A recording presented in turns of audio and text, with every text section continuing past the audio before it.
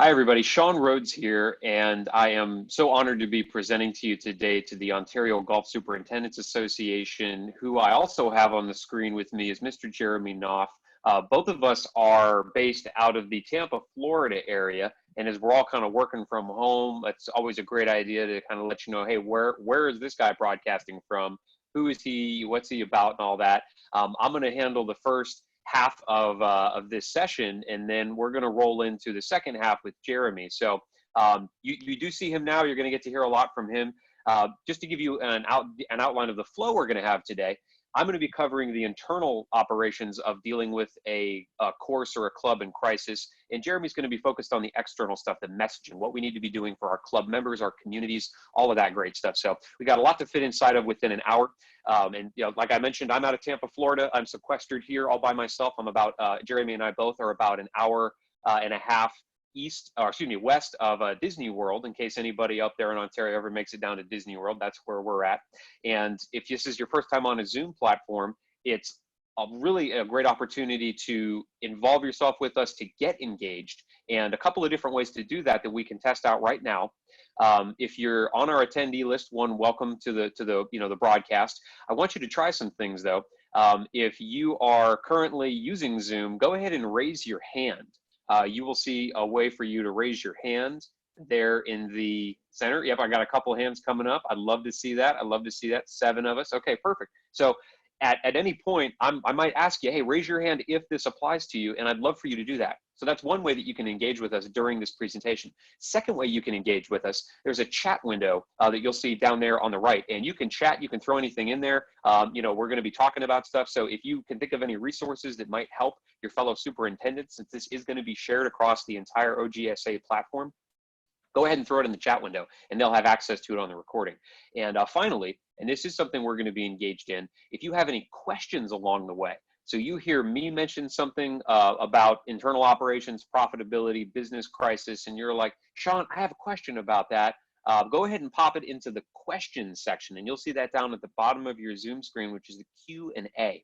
And so I'm not going to be responding a lot to the chat window, but if you have a question, you can definitely pop it in there, and Jeremy and I will make sure we address it in the time that we have today. So that's basic kind of overview of the functionality of this. And again, I'm going to be asking you a lot, hey, make sure you raise your hand if you have a question. So, hey, do that, and then definitely pop your question specifically into the question box, and we'll make sure that we get around to it. So what are we here to do today? Well, let me get into the kind of presentation that I had prepped for us. And what we can do is kind of walk through this, because I know you really don't want to see me the whole time. I'm not that interesting. You get to see your own family members enough. So let's roll right into this. Again, it's a pleasure to be here with you guys today, you guys and gals. I actually live about a block away from a golf course down here in Temple Terrace, Florida. It's a little community golf course, a lot like I imagine a lot of the ones that you run. My family and I enjoy it all the time, even though we're not golfers. And I know that's the case for a lot of the folks on the webinar today. You have your whole communities using your courses and wanting to use your courses. And of course, what the COVID-19 pandemic has done to us is really forcing us to pivot in a new direction. So I'd like to start off with today a little bit about what the state of the golfing industry is like across North America, but definitely in Ontario today. I would love for everybody to use the chat window now. This is going to be one of the times when I'm going to encourage you to actually use the chat window. Tell me what it is that you see on the screen in front of you. What does that look like to you? And I know that a lot of us have spent a lot of time around the Great Lakes up there. This could have been taken in the Great Lakes. So go ahead and use the chat window and tell me what it is you're actually looking at. Is it a bunch of cars, or is it a bunch of boats? Right? So getting a little feedback there. So what we're looking at here. Yep, boats blown on shore. I love it, Mike. And Yannick, thank you very much. Marie, boats, absolutely. This is boats after a storm. Now, what's unique about this, and this is, again, it's something I'd love for you to throw in the chat window to help, engage with us here. Boats after a storm, what were most of these boats likely doing before that storm hit? Yeah, boats after a hurricane is exactly right, Al. What were they doing? Were they outcast in the water, or do you think they were a little closer to shore when that storm hit that caused this kind of destruction? Yeah, they were docked, Corey, 100%. And there's a famous saying that, hey, in times of crisis, you don't want to have your boat pulled into port. And what this means for us in the superintendent's world, if we're managing clubs, we're managing courses, if we don't push ourselves out there and do everything that we can to support our clubs, to support our members, we're going to end up like these boats. And you'll see this happen to courses and clubs, unfortunately, all over North America and all over the world right now.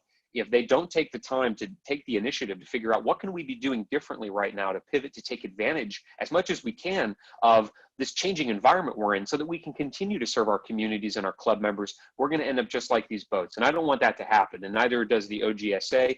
And that's really a big part of why they wanted myself and Jeremy to hop on today with you and share.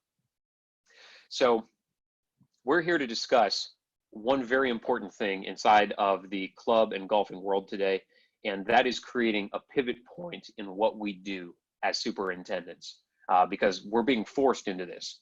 Now, it's been my pleasure for the last decade or so to be running around the world presenting how organizations are pivoting for performance. Right now, we're not even concerned about performance. We're concerned about, like, how do we keep our clubs open?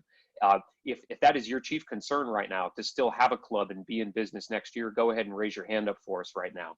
And I would love to see those hands, because I know that's exactly why we're all here. Yeah, precisely, right? It's not about how do we get more members right now, Shawn and Jeremy. Hey, it's about how do we survive. That's exactly what we're here to talk about. But as we all know, about a month and a half, 2 months ago now, the world changed on us, and we were all forced into a pivot. And it's what we do from this point that's really going to make the difference between success and failure. And so, to give you a little bit of background about me, because I don't think there's anybody on this webinar right now that has actually heard from me before. So I went through a lot of old books to find this photo of me. This is a photo from my high school yearbook. And I want to point out one thing to you, and that is the Birkenstock sandals on my feet. I had a bit of a hippie problem back then. I was one of the long-haired folks that, you wouldn't used to allow on your golf courses. Now I know we're a lot more open about that, but I was one of those guys that your guards probably would have turned away at the gate. It's just so that you know where I came from, okay? But what I realized along the way is that I was more interested in the folks who were able to go out there and achieve things that most people thought was impossible. And if we're in the world of superintendents, golf courses, and clubs today, we're being asked to achieve the impossible. And that's why it was really serendipitous that I was able to connect in with your leadership at OGSA to be able to share what we've learned about how organizations are pivoting in times of crisis, and hopefully give you some good takeaways that you'll be able to use on your courses as well. Well, a couple of years after this photo was taken, I had transformed from that slightly overweight Birkenstock wearing kid to having a really unique role in the United States military. I was what they called a war correspondent or a combat correspondent, and it was my job in the US Marine Corps to actually travel around the world, more than 24 countries, and actually get to serve alongside some of your Canadian forces along the way in studying what teams were doing in some of the most dangerous environments on the planet in order to pivot, in order to take their mission objective, which for us all now is just maintaining viability of our courses, and making sure that we did everything we could to plan for how we were going to need to pivot along the way, knowing that our plans were going to change. And that's really the world that I had come from. And since then, I've been able to help organizations from Fortune 100 companies around the world, all the way down to small mom and pop courses and clubs like the ones that you all are running, small businesses as well. Now, as part of my work, I was able to embed with some military teams, and Jeremy is actually going to share some stories that he has, because he was among those teams that I got to embed with and actually follow them into combat. Most of my time was spent in Iraq, again, where I got to serve alongside some of your Canadian forces.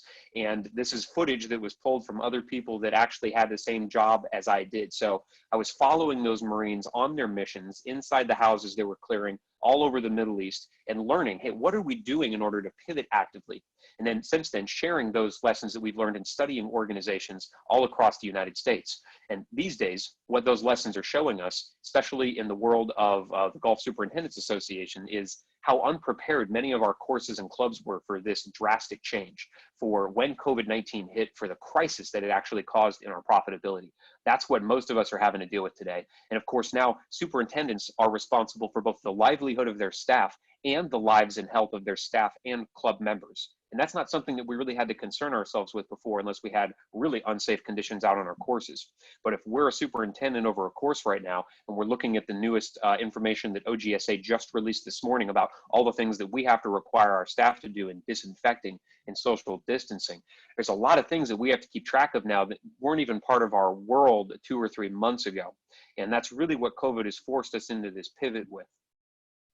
And so this is just US based. I know it's similar across Canada, but 4 billion people around the world have been confined to their homes. Talking about just Ontario now, clubs have been shut down. Maintenance is at a bare minimum. We're just trying to figure out what can we do to survive this right now so we can be viable when we are allowed to reopen. Now, what does this mean for, of course, our clubs and their members? Well, we're stripping down to minimum maintenance, the bare minimum that we can get done just to keep our courses green and healthy. I know that's what's happening right now for a lot of us. We have uncertainty about when those courses are going to reopen. We don't know if it's going to be next month, 6 months from now. It could really depend on a lot of factors that are outside of our control. And that puts us as people that are responsible for staff and the livelihood of a lot of people in our community in a really precarious position. Our future workforce composition is unknown. Right now, many of us are maintaining minimum staff, or we're the ones hopping on the mowers and running the courses ourselves, because that's how slim some of us have gotten down to. But really what it's about for the time that you and I have with Jeremy is, hey, what do we need to do in the short and long term in order to make this something that we can control? What can we control in the middle of this crisis, the middle of this pandemic? That's what we're here to talk about today. So top line, what we're going to be covering: profitability in a crisis, establishing contingency plans. If we haven't begun planning for what could possibly happen in the next month or two, I'm going to give you some really good ways to do that just beginning today. And then, of course, being able to share that with your staff and even your members, because they're going to be interested to know what you as their club are doing to pivot in this time of crisis as well. We're going to talk about capturing those processes for our employees so that if we have to trim down even further and furlough more of our people or let more of our people go, what is that going to look like for onboarding them back again, or for hiring new people if those folks have to move on? And then finally, looking at what can we control in the midst of this pandemic, in the midst of this crisis. So first, let's talk about profitability. Down here in the United States, this guy's name is Dan Crenshaw. He's in the House of Representatives, which makes him something akin to an MP in the Canadian or British system. Most interesting about Mr. Crenshaw and why he wears that eye patch is he was actually a Navy SEAL. Now, in the world of Canada, you guys have your own Navy SEALs, and I actually had to look this up because I didn't get to serve with them because they're all very ninja-like. But raise your hand, if you will, if you've ever heard of a Canadian military unit called Task Force 2 out of Ottawa. Raise your hand if anyone has any knowledge of Task Force 2. Couple people? Yeah, and the majority of you might not know about them because they're doing their job well. They're not supposed to be known, but that was Dan Crenshaw's world. Since then, he's transitioned to become one of our elected representatives here in the US, and he has a quote that I really, really think applies to this day and age, especially for golf course superintendents. He said that failure becomes inevitable the moment it is embraced as a possibility. And this is something that served him well on battlefields around the world. And I know that our MPs, both in Canada and then down here, our equivalent in the US, they're equating the COVID pandemic to fighting a war.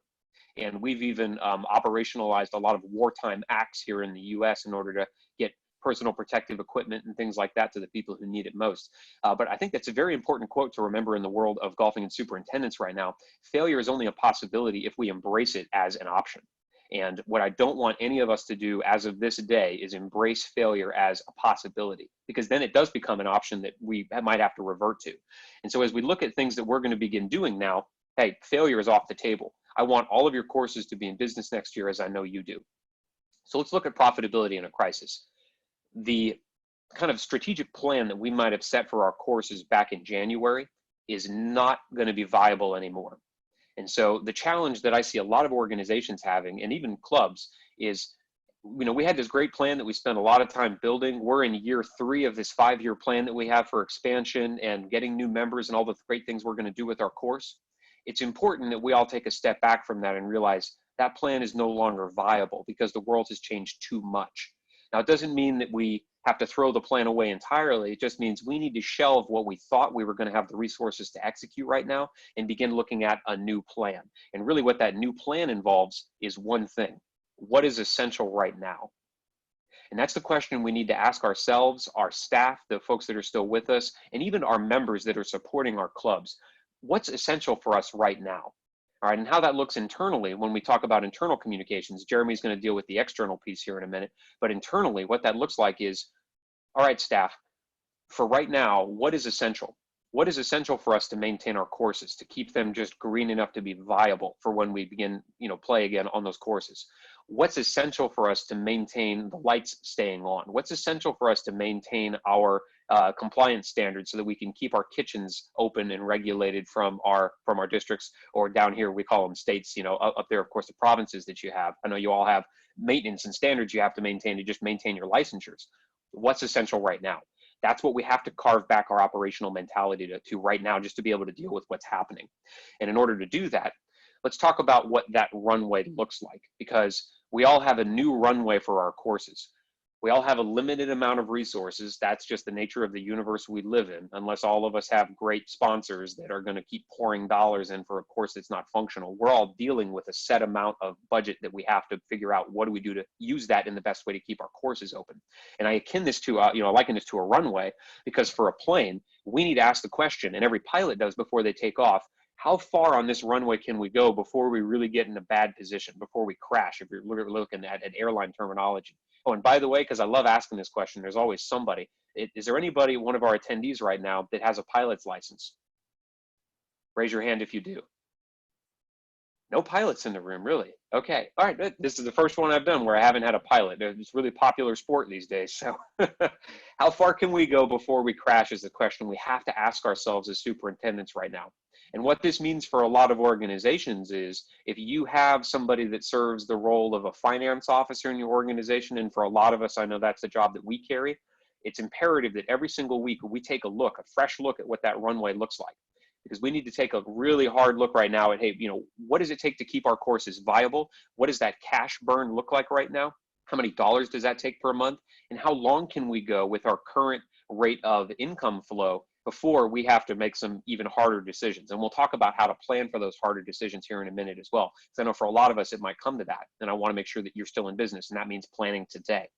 And so how far can we go before we crash is a vital question. And that's going to get updated every week, because expenses are going to change. We may have to, reposition staff members, which might free up cash, or we may have to hire some people, realizing that the cuts that we made 3 weeks ago are not maintaining our courses at the level where we really need to maintain them at. So the second question we need to ask ourselves, okay, if we get that far down the runway, whether that looks like 3 weeks from now or 3 months or 3 years, because everybody's in a different cash flow situation right now with their courses, what do we do if we hit that point on the runway? What is our contingency plan for that option? And if we don't plan for what that looks like today, we are not going to be prepared to step into it in the future and have the kind of success that I know we all want to have with our courses. And so 2 questions to ask in how we establish our runways and how we make sure that our courses are viable into the future. Whatever that goal looks like. All right, so we need to maintain our course with a $3,000 per month cash burn for 12 months, whatever that role looks like for you. I want you to ask yourself and your staff and even your members 2 questions. First question, if we have to achieve that goal, our basic survival metrics, just keeping the plane from crashing into the mountain, by that time, whatever that runway you think you have is before things really start to get dire, and I know for a lot of us, they're dire already, whatever that next point of direness is, we have to do that with the resources we have. How are we going to get it done? All right, just the resources we have. And this is a great question to ask your staff and your superintendent fellows in the OGSA as well. And I know that the organization is doing a lot right now to help us answer these questions, to access the resources that we do have available to us. But that's an important question we have to ask today. And it's imperative that we don't do that by ourselves. That's why I say, don't just sit in a room by yourself and do this. Get your staff on a call, have a community meeting with all your members, whatever that looks like, and say, here's where we're at as a course, just to be honest and transparent.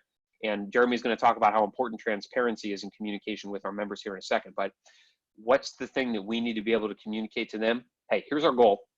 Here's how long we think that we can remain viable at it.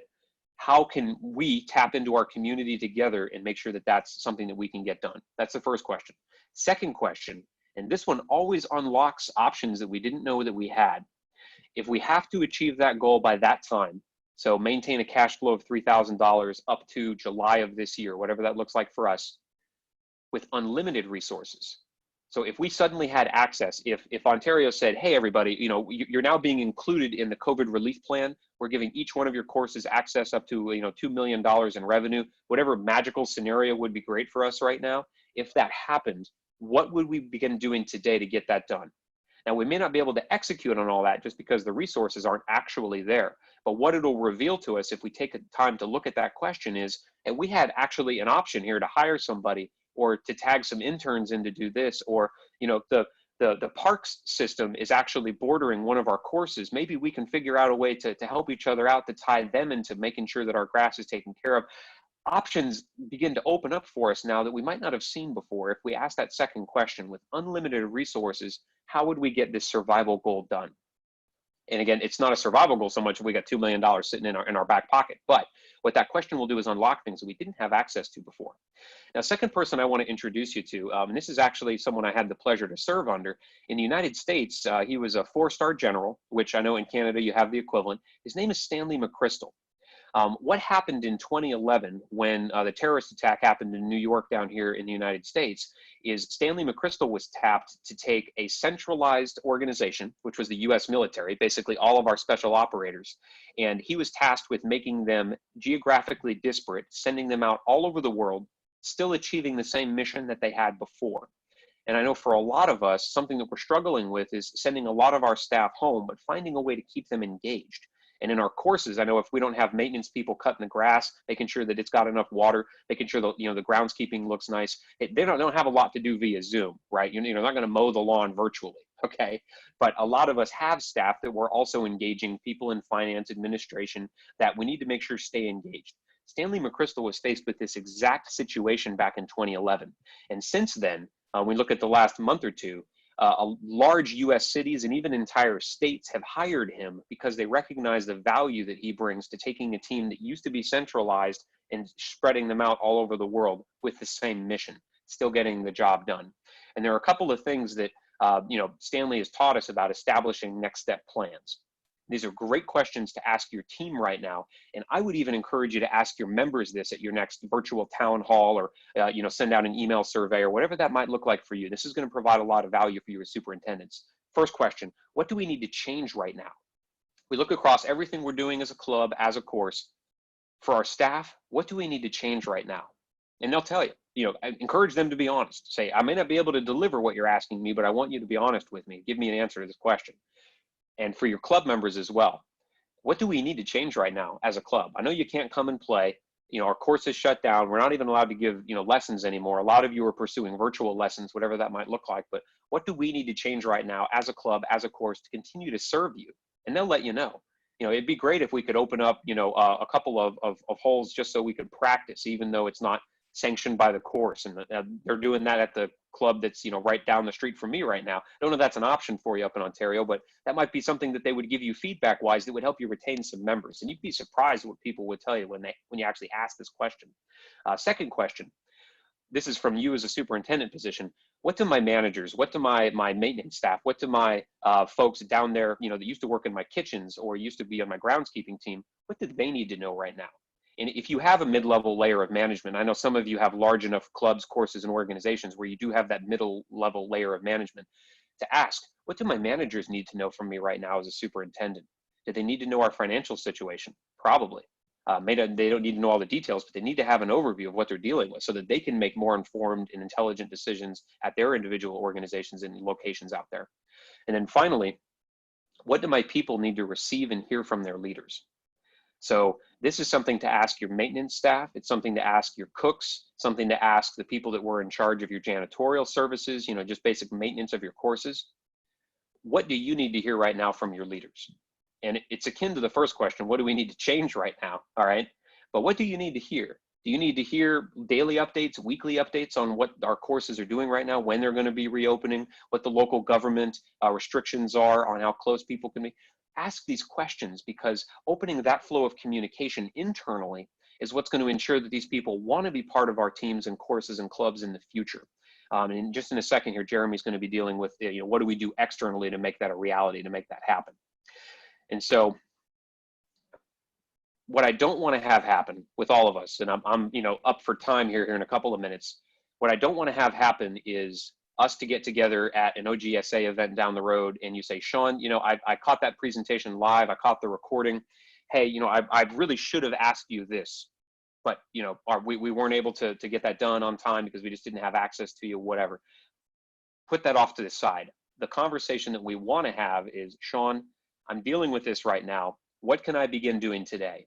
And I'm opening myself and my time up to all members of OGSA. If you're catching this live or catching this on the recording, that's my email address. That's my phone number, direct line to me.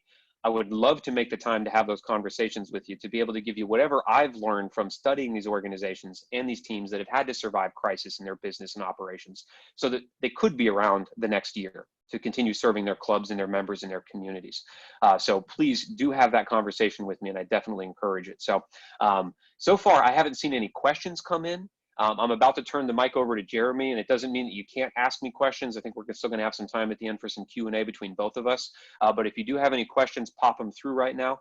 Otherwise, I'd love to turn the mic over to Jeremy, and he's going to be sharing with us what can we be doing externally facing with our members and our communities to ensure that we're doing everything we can to let them know, hey, we're still here. We're still wanting to serve you. And here's all that we're doing in the interim until we can actually open our clubs and courses up to make that a reality. So Jeremy, sir, the floor is yours. Go ahead.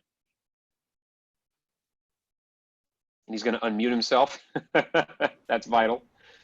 There you go. All right, let me see. Share a screen with you. All right. You got that screen up there, Shawn? Yes, sir. We can all see it. You're good to go. All right, cool. All right, so like Shawn, I also served in the Marine Corps. I was in the job that I had. I was the guys that Shawn was taking pictures of.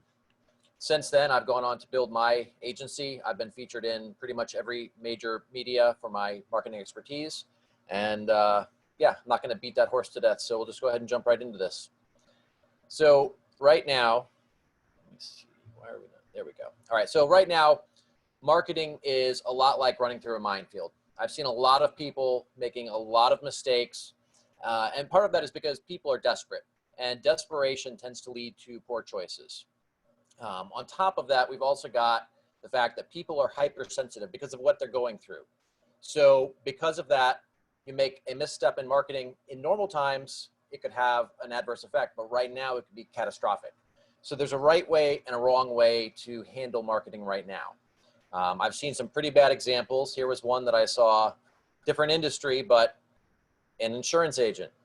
All right. This is an example of exactly how not to do it. It's fear mongering. It's, a little ghoulish. So there's, just avoid things like this. The other side of it is, when you're aggressively pushing sales, you're going to push people away. The other thing we need to think about is right now in this current situation, even if we do everything right, it can still backfire. So we've got a client that they normally do drug testing, right? That's their main business. National company, large franchise organization. They had access to a bunch of COVID-19 tests. So they went ahead and offered those to the public. They got excoriated by people who felt that this should be free, that it wasn't real, that it was a scam. So they didn't do anything wrong, but because of people's hypersensitivity, they got blasted. So we need to be very aware, be proactive, not only about what we're saying, but how people might perceive it, even if it doesn't seem logical that they could perceive it that way. So one of the big things we want to focus on right now, because obviously you guys, there's nothing you're going to do that's going to change the fact that the courses are shut down. So you're not going to be driving business in there right now.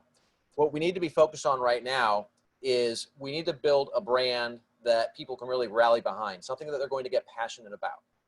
So why do we need to do this? Well, when you've got a strong brand, first of all, you can charge more. So that's good. That's going to improve your profitability. But you also can weather economic challenges more effectively. Now, right now, what you're going to be doing is, if you're not already putting this in place, start to build that brand so that when the next crisis comes, you'll be in a stronger position.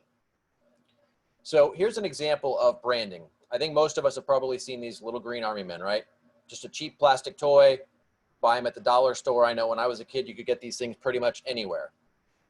You could pick up a bag of 200 of these on Amazon for $9. With branding, however, same exact toy, it's just branded as Pixar's Toy Story, and it's nearly $35. The only difference here, I mean, they're made by the same molds, it's the same cheap green plastic. The only difference is the brand. The brand is carrying that perceived value. So how do we create a brand where we're creating increased perceived value? The first thing we have to do is we have to answer a question, and that is, why does your brand exist? Now, that's a lot deeper than just what do you do, right? When you talk to people, that's usually the answer that they give you for that. The reality is, what you do and your brand can be two different things. So here's a couple companies. Some of you guys may be familiar with some of these brands here. Apple, if you ask most people, they'll think it's about computers. In reality, it's more about lifestyle. Patagonia, they've got great outdoors equipment, but from a brand perspective, they put their money where their mouth is, and they invest tremendous amounts of money into environmental causes, protecting the environment, cleaning things up, things like that. So to build a strong brand, you have to give people something to be passionate about. Now, the other thing that you have to think about in this case is you can't appeal to everybody, all right? Something that's going to make someone passionate and excited about your brand is going to make someone else hate it. So we just have to be comfortable with that and know that that's going to be the case. So right now, what we need to be focusing on is sharing useful or valuable information with our audience. So where I see a lot of people go wrong is in their marketing, it's all about them. Come buy our product, come visit our course, come do this, come do that, spend money with us. And there's definitely a time and place for that. But from a branding perspective and from a perspective of creating a message that your customers are going to care about, that they're going to actually engage with, this is the kind of thing we need to be doing. We need to be creating content that they actually care about. So right now, there's a lot of things we could be talking about. Content about, I know that in the case of golf courses, you've kind of got a broad range of customers. You might have some regular people that just work at jobs. You might have some business owners, whatever. There's all of this COVID stuff that we could be talking about in a way that correlates to what you're doing. So you could be talking about, the steps you're taking to make things. You've probably seen a lot of restaurants doing this as well, is talking about the steps they're taking to, ensure that things are cleaner and more hygienic, et cetera. In that case, you want to be very careful in how that's worded. I saw a lot of restaurants misstep in this area, and the way that they presented it was as if, well, hey guys, we weren't keeping things clean before, but now we're going to start. So we just need to be very careful in exactly how we phrase that. Because you remember earlier, I talked about how people are hypersensitive. So a small misstep, even if it's not what you intended, could be misinterpreted dramatically. So we have to be very careful in how we're presenting that information. So if you're taking steps, I don't know what the timeline looks like for when businesses like this might start to open back up, but you could start talking about the steps you're going to take to help ensure their safety. We just want to be careful about how we're saying that. Now, for those of you who are doing a lot better with your marketing, you've got, like, for example, list segmentation. You know a lot of things about your customers. Maybe you have your list segmented by people who work at certain companies, or people who run their own business, or people who have kids, whatever. However, you've got your list segmented in ways that matter. You could be sharing other useful information, right? So if you could go out here to all of your members who are business owners, and you could be sharing useful information about these PPP and other federal programs. And Facebook and Google, for example, had several $100 million in grants available to businesses. Also, a lot of local areas are doing that as well. So, that's information that you could share with your members who happen to be business owners. Something else that you guys could be doing is how-to tutorials. So everybody's at home. We're all working remote. It's a great opportunity to get out here and create videos on, getting that proper golf swing, or, how to pick the right clubs, or things like this. It could be video content. It could be text content. You could be sending this out via email, on social media, all of these things. There's a ton of content that you could be creating that's not directly promotional. It's useful to your members. But what it's doing is, A, it's getting you in front of them in a non-salesy, non-sleazy kind of way. And it's creating that one more impression, right? Each time they're seeing this content, your brand is in front of them. And you're not coming off desperate. You're not coming off sleazy like a lot of people who are just trying to do whatever they can to drum up some business. You're just sharing information that they can use, whether or not they buy from you right now or not. And that creates trust. It creates authority, and it creates a brand presence that they can care about and engage with.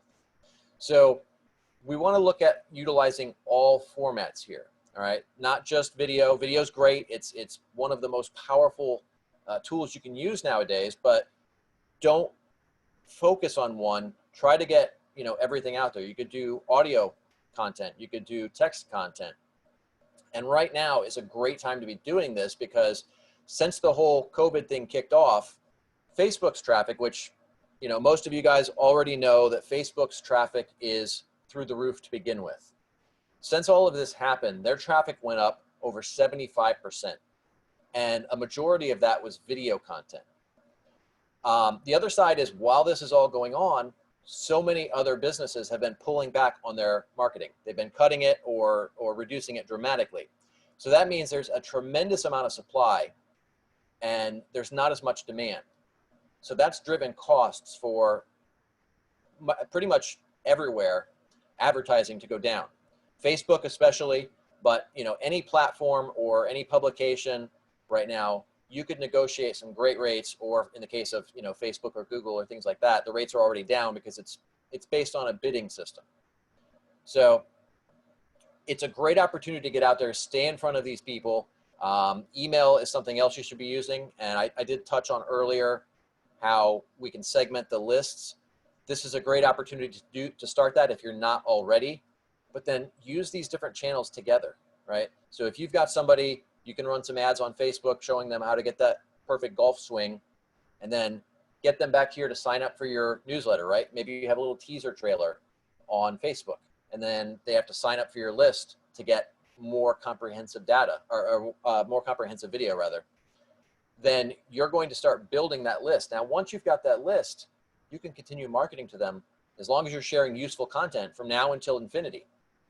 So we want to try and leverage these, and I'm going to talk a little bit more about how we can get some of that leverage in place in a little bit. But we want to leverage these various components against each other to create exponentially greater results. One other thing that this whole process does is it demonstrates your expertise, right?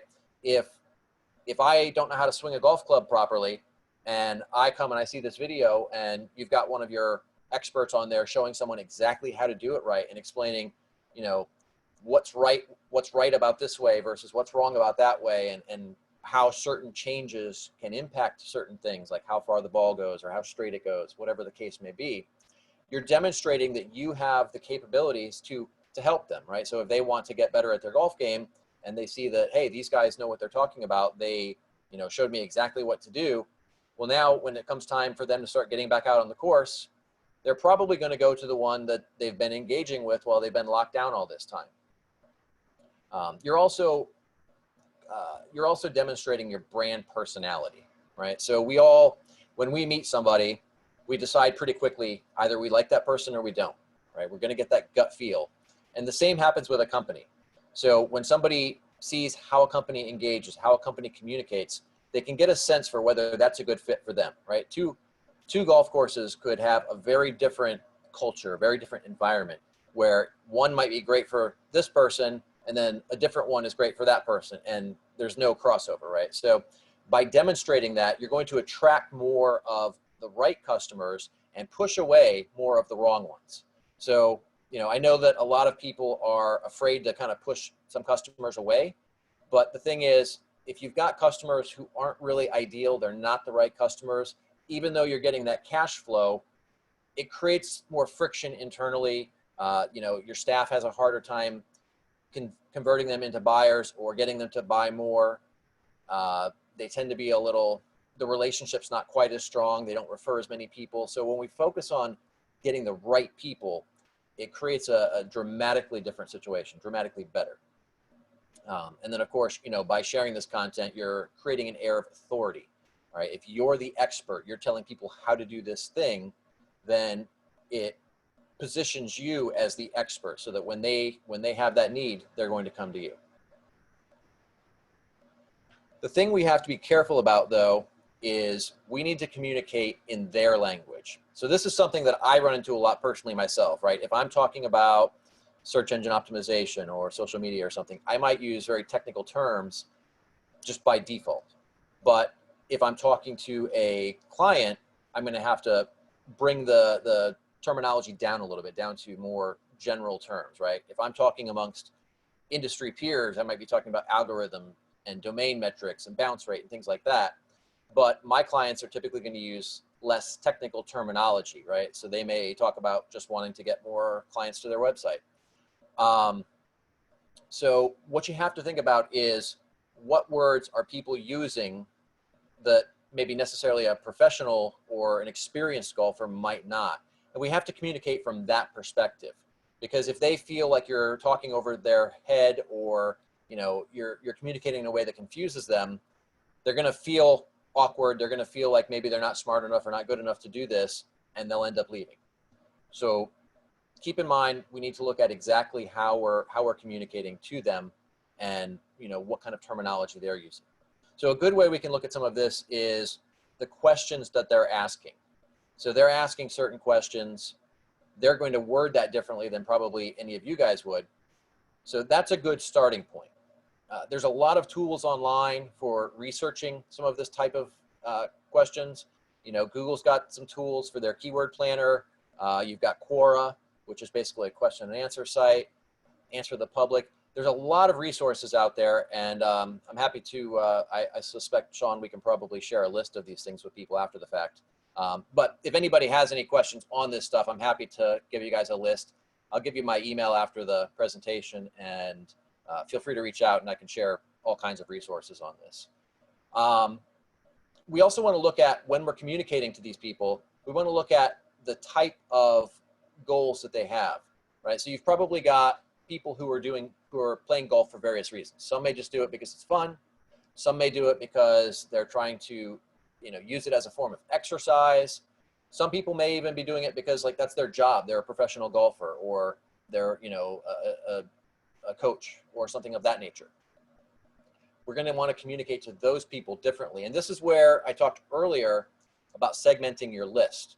That's a really important part, because now by segmenting that list, you can break down your message to different people in different ways. So if you're communicating, you're sending out an email to somebody who wanted to golf purely for fun, that's going to be a very different message than sending out a message to somebody who wants to golf for exercise, or somebody who wants to golf because they want to improve their game dramatically and they're, a serious professional. So we want to be careful of exactly how we're talking to these people.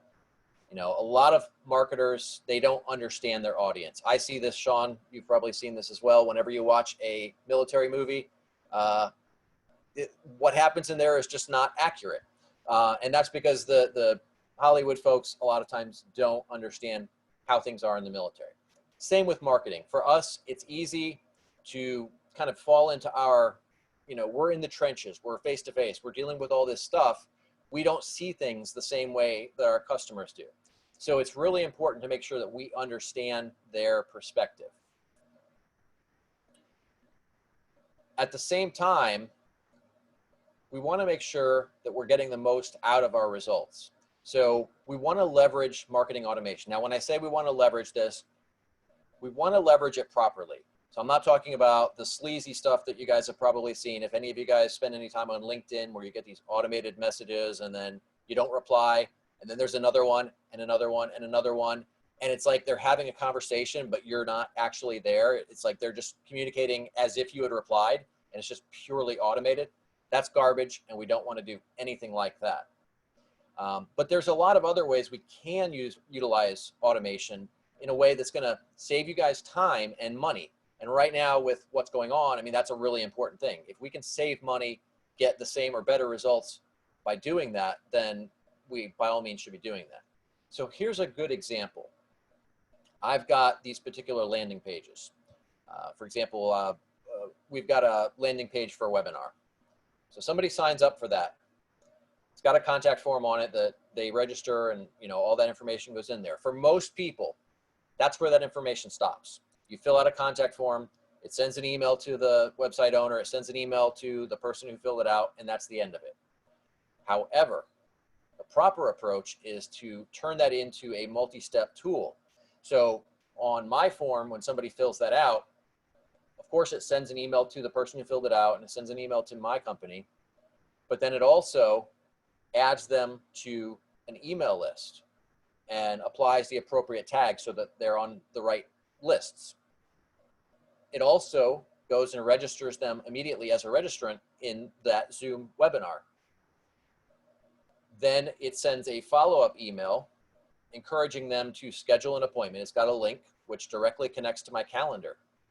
So they can then click on that. If they click on that link, then that changes how they're segmented in the mailing list.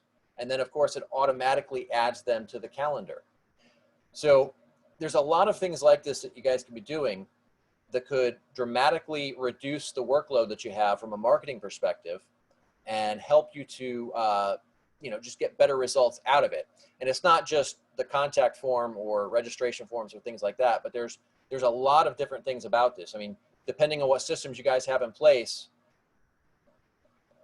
I could give probably 1,000 examples, but just think about some of the things that you could automate and how you could take some of that work off your plate. Because once you're taking that off your plate and you're not now having to manually deal with all of this stuff, now you could spend more time actually engaging with your customer, building a relationship, and continuing to market to them through other channels. And on that note, we talked about this list. We want to be sending out that information, but we want to tailor this. And then once that list is there, take a look at how we're automating that. So there's things we can do, for example, within that list. And this is going to be the case with whatever platform you're using. I mean, we use Aweber, but there's, Constant Contact, MailChimp. There's a ton of things out there. But then you can take it a step further, and let's say you send out an email. X number of people open it, X number of people click on a link, X number of people do some other step. Most of these platforms offer you the ability that you can then go and follow up with these people based on how they have engaged with that list. So if you've sent out an email and let's say 50% of them clicked on a link where you had a special offer, and let's say only 30% of them ended up taking you up on that offer. Maybe it was a free session with a coach. You can then reply to the portion who clicked on the link but didn't actually purchase, and you can send them a specific message and maybe add some incentive, encourage them to take you up on that offer with that added incentive, and now you've gotten an even higher conversion rate out of that. So look at some of the automation tools that you can use with your list. You can integrate things like Zapier or If This Then That into some of your other tools if you guys are using CRMs, which you should be. There's a lot of ways you can tie these various pieces together to take a lot of your work off of your plate, and that way you're focusing on what you really need to be focusing on. So I did mention there was going to be some resources that I can share. If you guys want to take down that information, I'm happy to send out lists of some of these tools for keyword research, or some of the tools that we use for various things like email or automation or various other things like that. So that is that in a nutshell. Shawn, I'll turn it back perfect. over. Yeah, so I've, again, everybody that's on the call right now, if you have direct questions for Jeremy or I that you'd like us to answer while we're all together, it will probably benefit the other superintendents that are on this call, the other members of OGSA. So feel free to throw those into the either the chat window or the Q&A box. We can get to those. But as Jeremy, as you were talking, I'm writing notes furiously because I'm learning things that can help in my own business. But I'd love to know for the community that we're talking to right now, for the superintendents, for the courses, what do you feel like the main strategy of their messaging should be right now to all of the members that are at home, maybe still paying dues or maybe not, but that are kind of just hanging on, waiting for these courses to reopen? What is that overarching strategy that we should be using as courses and clubs right now? Yeah. So right now, the main thing is focusing on adding value. There's nothing we can do to get them into the course right now. That's a given. We can't change that. However, we can build and strengthen that relationship by sharing useful information. So, I talked about the Zoom tutorial of, maybe a coach showing how to get that swing right. We could do product reviews. As somebody who, I don't golf a lot, I'm working on learning a little bit more about that. I don't know much about clubs. So if I was planning on buying clubs, that would be great information for me. Obviously you can't sell these face to face. However, there's nothing stopping you from selling clubs, either over the phone or through your website. And by creating this content, comparing clubs or showing the pros and cons of various clubs or balls, tees, shoes, whatever kind of equipment we're talking about. I mean, there is a ton of content you could create purely around reviewing products. But then, anything about technique, anything about, anything related to the sport.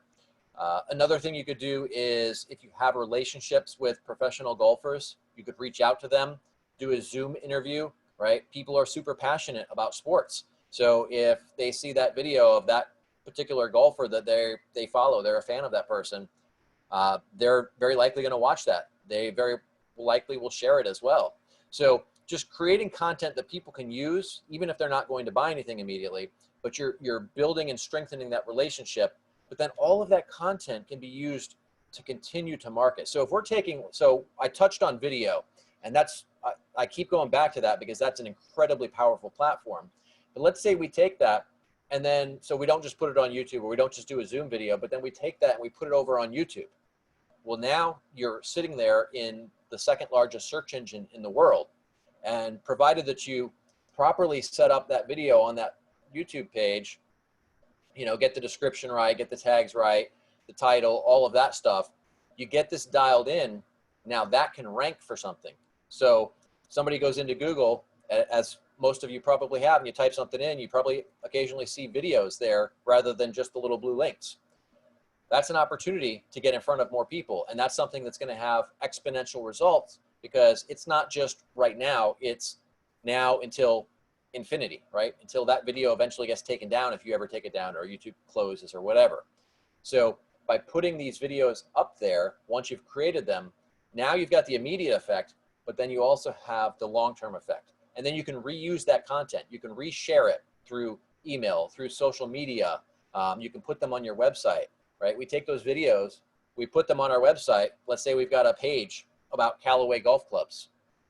So then we do a product review on a particular model of Callaway. Put that video on the page. If somebody clicks that video, they're obviously going to stick around on the page a lot longer, because we've all gone to a page, we scroll through, we don't see what we're looking for immediately. But you click that video, and now you're there for 15 minutes. So the longer that you can keep them there engaged with your brand, the better chance you have of generating more revenue out of that potential customer. So for a lot of for the superintendents on the call, Jeremy, I know a lot of us are focused on not only how do we maintain and retain our existing members, but how also do we inform them of the things that we're doing at our club to prepare for reopening in a new environment. For instance, OGSA just released a PDF, I believe it was this week or even today, that talked about all of the things that staff are going to be, asked to do now. Maintain that social distance, keep their bottle of disinfectant with them, and all that. Right. What should we be doing in that way, to let our existing members, folks on our list already, know about what we're preparing to do, so we can open up in a safe environment? So it's not going to look like it did before, but you'll still be able to get a great game of golf in. Right. So like I mentioned earlier, it's a thing we have to say, but I think people are also getting tired of hearing about, what we're doing about COVID. But it is something we have to touch on. We just have to be very careful in how we say it. So, we don't say, hey, we're focusing on cleaning now. Well, weren't you guys doing that before? Right. Just be very careful in how it's worded. If you have some people you can run the message by and just see, I know we all have a jerk in our life that finds holes in everything. Find that person, run your message by them. If somebody's going to find that negative thing about it, it's going to be them. Nice. But don't focus so much. I mean, the hygiene aspect, that's one that a lot of people have screwed up, but focus more on, make it about them, not so much what we're doing. It's like, hey, you know, we're doing this for you, blah, blah, blah. But the protective equipment is one aspect, the social distancing, all of these things. But we don't want to go too over the line on that, because, you know, frankly, people are getting numb to hearing about what businesses are doing about COVID at this point. Gotcha. Appreciate that. We do have a couple of questions from the attendees. Robert, you are the first one up, sir. Happy to ask your question live. I've unmuted your mic and given you the ability to unmute yourself. Feel free to ask your question here for Jeremy and I, or you can pop it into the chat window. Mr. Trask? No?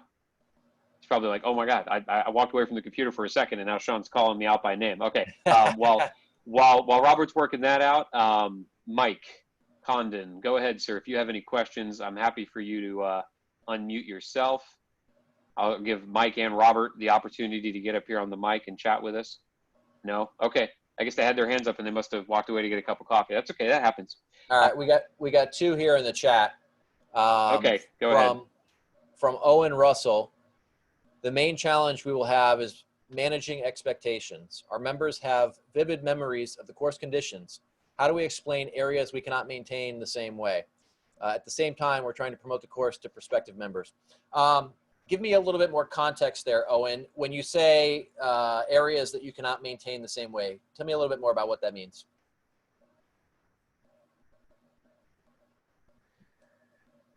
And I'm going to see if I can find Owen. Gotcha, Owen. Owen, you have the ability to chat with us directly if you'd like to speak. Okay, can you hear me now? Yes. Yeah, go ahead. Okay. So the challenge is we're going to be faced with fewer staff likely this season than in seasons past, and limited budgets. So we're going to have to choose areas that we're going to not necessarily neglect, but not be as regimented in taking care of those areas. But at the same time, we've got a marketing crew who's out there trying to sell memberships and promote memberships. So we've got a careful balance of trying to explain, you know, why we're not doing something we normally did to their expectations, but at the same time trying to encourage people to join. Gotcha. Okay. So what I would do is I would reframe that. So it's not that we're neglecting these areas. It's that because of the situation that we're all in. So, you know, it's not, obviously you guys aren't alone in this. They are experiencing it too, that all of your potential members.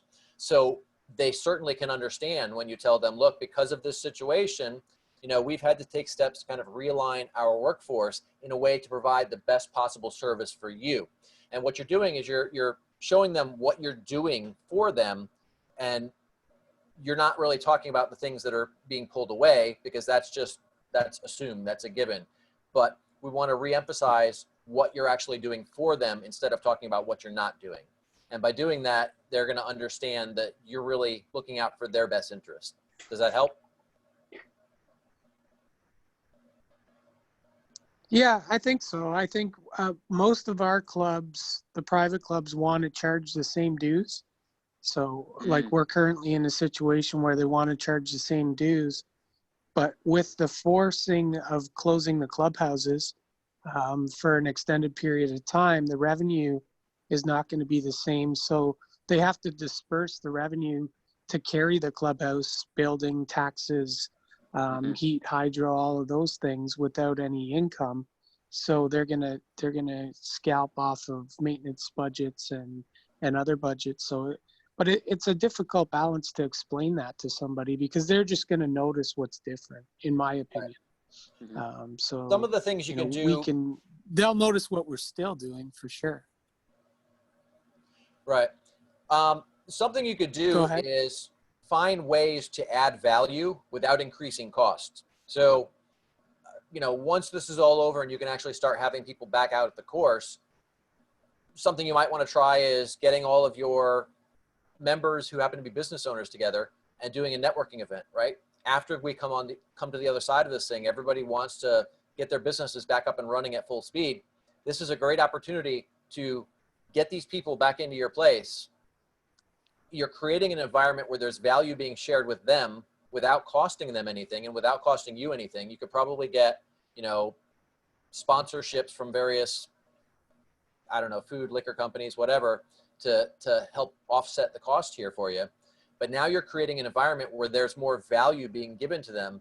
And now you can keep the prices the same without having to, you know, reduce anything. And to your point earlier, Jeremy, about all the things that we can begin doing today to add value virtually when they're not allowed on our courses, once the COVID-19 pandemic, subsides enough for us to be able to reopen these courses, it's not to say that all of the value-added efforts that we've been engaging in from home have to stop, right? That can continue as we're, filming new tutorials, product reviews, explaining the difference in, the way that the grass lays in the morning rather than the afternoon, all the things that golfers really nerd out about that we can begin doing now, but they can't be on the course, that can continue on in the future. For sure. And then Owen, to your point about perception and cost sharing, if I go back into my presentation I gave you in the first half of this session around figuring out, all right, what is the minimal viable profitability? Because you're dealing with a zero-sum game ultimately, right? If we're having to shut down portions of our course, then we can reclaim those expenses either in employee labor or in the hard cost of what it takes for us to keep those courses, portions of the course open.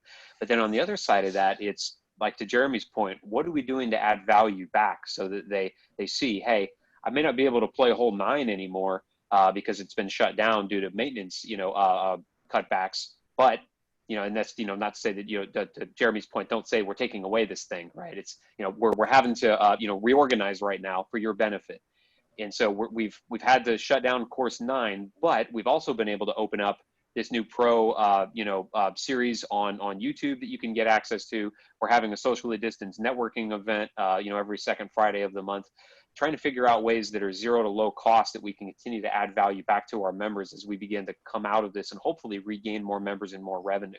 And I know we're butting up against our 11 a.m. time here. We're even past it. Marie, if you're still with us, love to hear your kind of perspective. And I'll try to find you if you'd like to ask your question to us directly on the minimal maintenance practices and reduced staff. How do you change expectations on course conditions? Okay. Well, Owen got it. You guys are taking care of each other. I love it. It's a good association. So Jeremy, any closing thoughts from you so that we can make sure everybody can get out of here and begin executing on what we've shared? Yeah, the really important thing I want to touch on here is the things that we need to be doing right now. Don't stop them once we get on the other side of this, because these are the things that we really should have all been doing all along, but most people are now just in a point where they're being forced to continue doing them. And it's going to put you in such a stronger position. So many people are going to stop as soon as this is over with, and it's going to give you an opportunity to gobble up market share. Absolutely. Yeah. Well, thanks everybody so much for your time today. You'll get the recording through OGSA's channels, and please feel free to reach out to Jeremy or I with any specific questions, and we are happy to make the time to chat with you. So keep doing the great work that you're doing. Thanks, Corey. Appreciate the feedback. And yeah, let's go out there and get through this together. All right. Thanks, everyone. See everybody soon. Have a great Bye-bye. day.